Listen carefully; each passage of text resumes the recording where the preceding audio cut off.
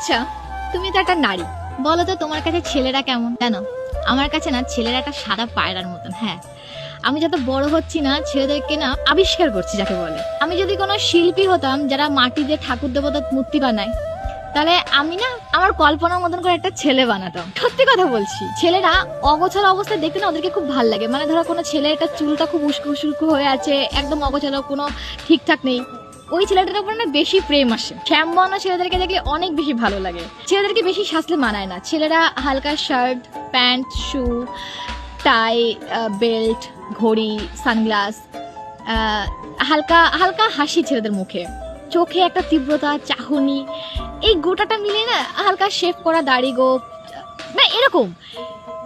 যত ছেলেরা অগোছালো থাকে, আমি জানি না কেন ছেলেদেরকে আমি বেশি পছন্দ।